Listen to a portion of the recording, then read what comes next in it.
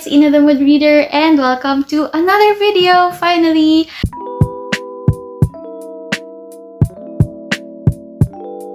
So today we're going to talk about my September reading plans. I'm in a reading slump. With all honesty, I think the Mood Reader Bingo and the Weekathon took a lot of energy from me. So in July and August, I wasn't able to hit my target on how many books I will be able to read. But it has been quite stressful in terms of health, in terms of work and all that, and some other personal things.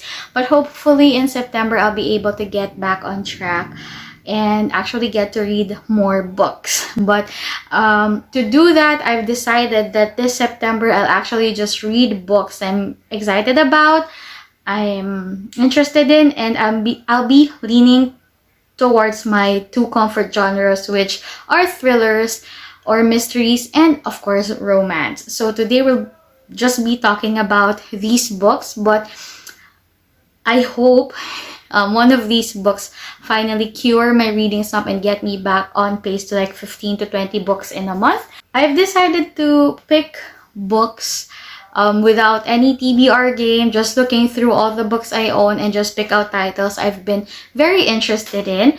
But of course, I'm still very much open to your suggestions.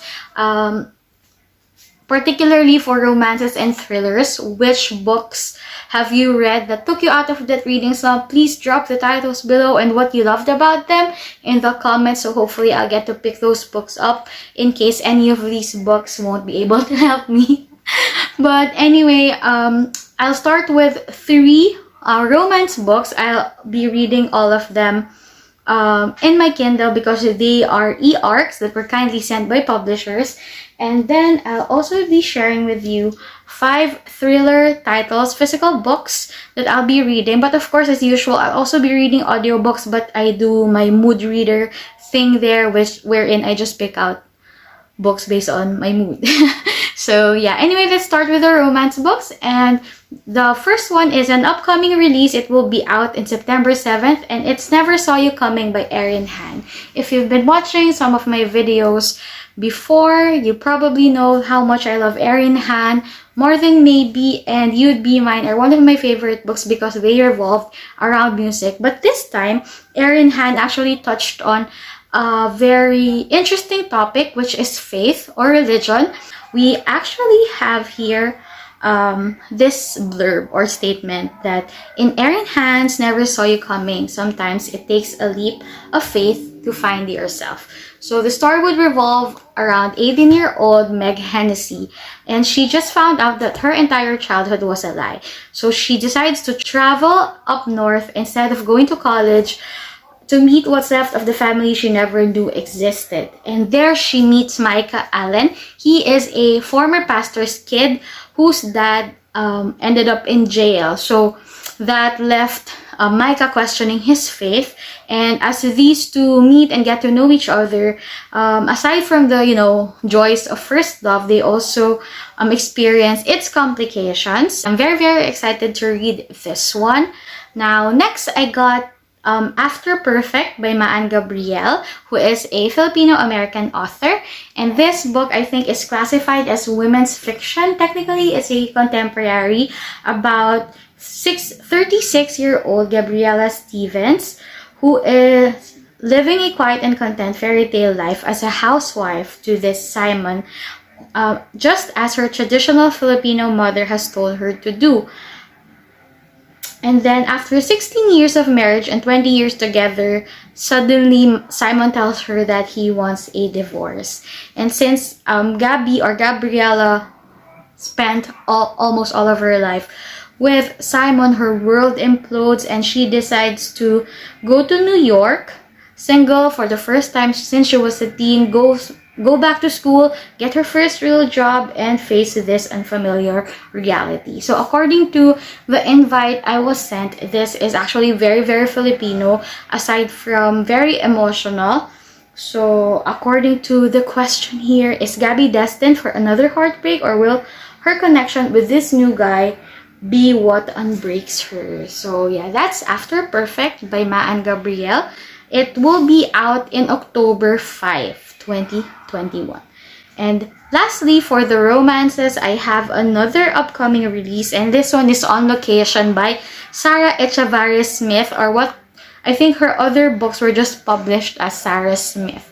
And I'm sure if you're around the bookish circles, you know her from Faker and Simmer Down. I haven't read any of those books yet, so I don't have any idea about her writing style aside from reviews I've seen from friends. So yeah, this book, On Location, is another romance read, and it says here, nothing like a rocky start between enemy co-workers stuck together on location to prove that love isn't just a ploy for ratings, it's a force of nature. So it's about Aaliyah Dunn, who is a producer on a outdoor travel channel.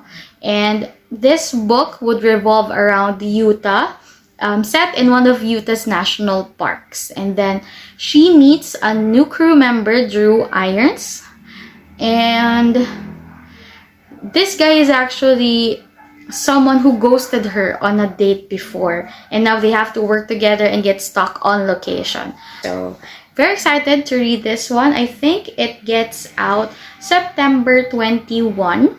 2021. Now, after those romances, let's go to the thrillers. And for these thrillers, I'm planning on reading them physically, which, you know, usually messes up my speed. I become slower in reading physical books because my eyes can take too much. But that's okay. Anyway, I'm excited to read these physical books. The first one is Dial A for Aunties by Jessie Q. Sutanto, an Asian author. So this one I think is a mystery slash romance, and I bought this one pre-love from the page shifter on Instagram, and it's actually kinda almost new, so I really got it for a good price. She bought this copy from Fully Booked Philippines. So it says here at the back, what happens when you mix one accidental murder with 2,000 wedding guests and then toss in a possible curse on 3 generations of an immigrant Chinese-Indonesian family? You get 4 meddling Asian aunties coming to the rescue. So it's about Madeline Chan accidentally killing her blind date. Her meddlesome mother calls for her even more meddlesome aunties to help get rid of the body. Unfortunately, a dead body proves to be a lot more challenging to dispose, especially when it is inadvertently shipped in a cake cooler to the over-the-top billionaire wedding that her mother and her aunties are working at an island resort on the California coastline. So I'm sure this is going to be so funny, so exciting as well.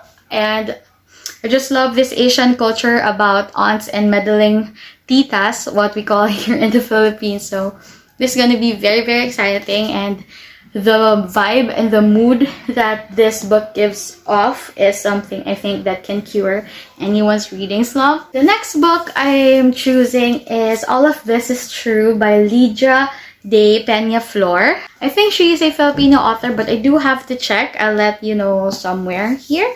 And All of This Is True says 4 YA obsessed teens befriend their favorite novelist.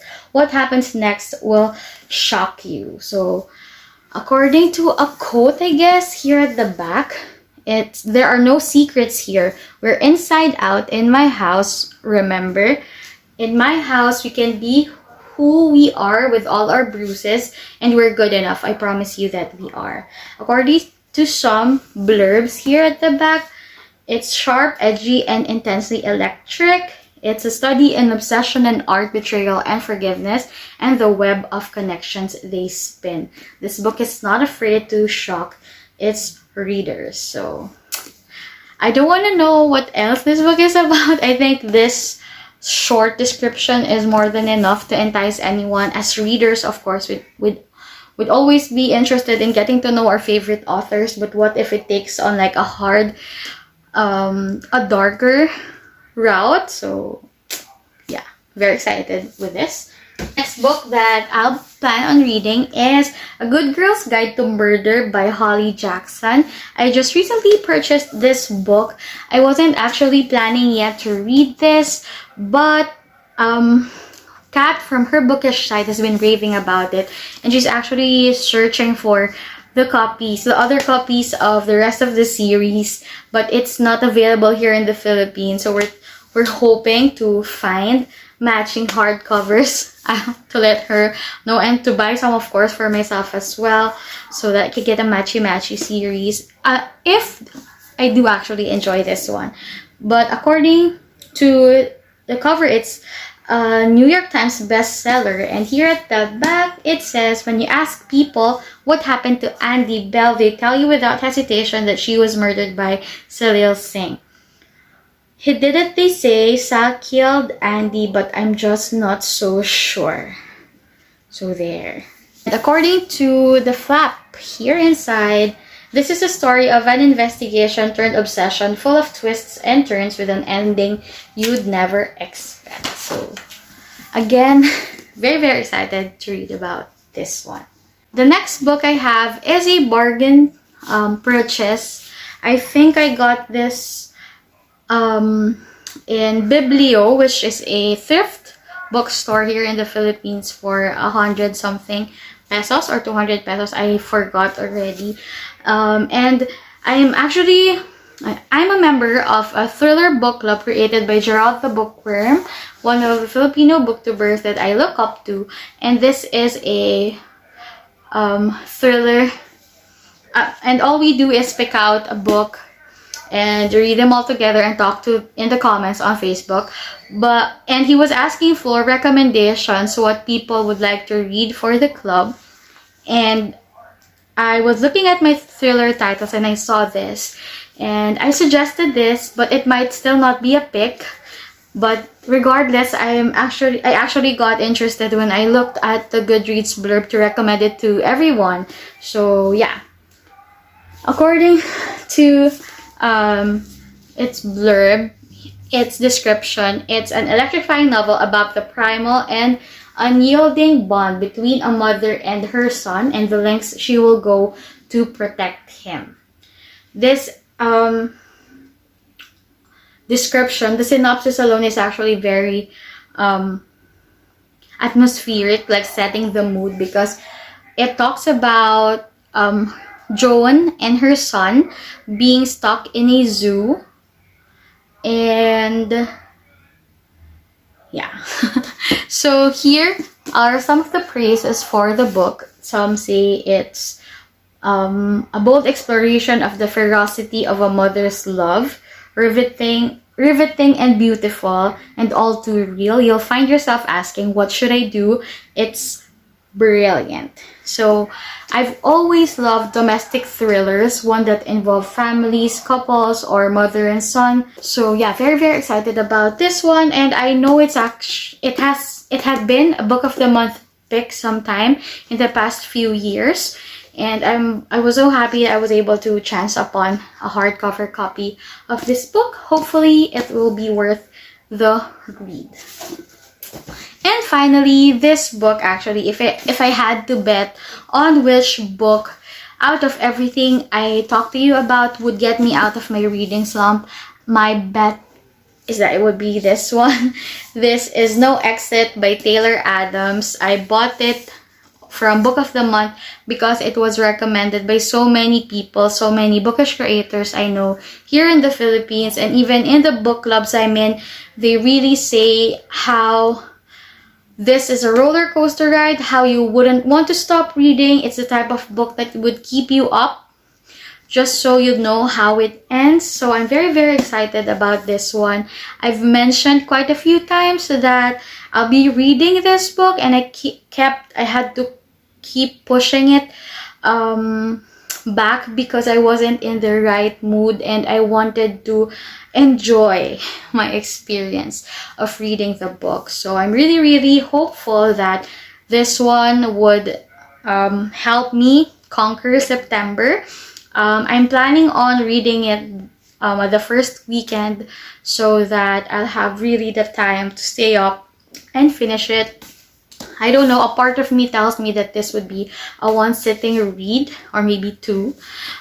So yeah, that's the plan. And if you haven't known yet, this is what the book is about. 13 hours, 4 strangers, 1 missing child, no exit. She knows her odds and she'll fight anyway. So, or a determined young woman must unmask and outwit a vicious psychopath in this tense and clever tale of suspense. So I think I actually watched a TikTok done by Kat of Her Bookish Side talking about what this book is about. So I have an idea a little on what it is. She acted actually what this book is about. Basically, she'll be Darby Thorne would go to a remote highway rest stop because she is on her way to Utah to see her mom, and then there's no signal, so she can't call anyone. And then she noticed a little girl locked in an animal crate in the back of a van parked next to her car. She wants to know who is the child, why has she been taken, and how can she save her. Dun, dun, dun, dun. It's very, very exciting. So I'm really hoping that it would save me from the stress of a reading slump. But those are the books that I plan on reading for September, and I'm wishing that it would save me, and I hope that I'll be able to read a lot of mysteries and thrillers and romance books for the rest of the month. Please tell me, what are your plans for September? What do you want to read? Are there readathons or reading challenges that you are excited to join? And that's it. Thank you so much for watching this video, and may you always be in the mood for reading. See you next time. Bye!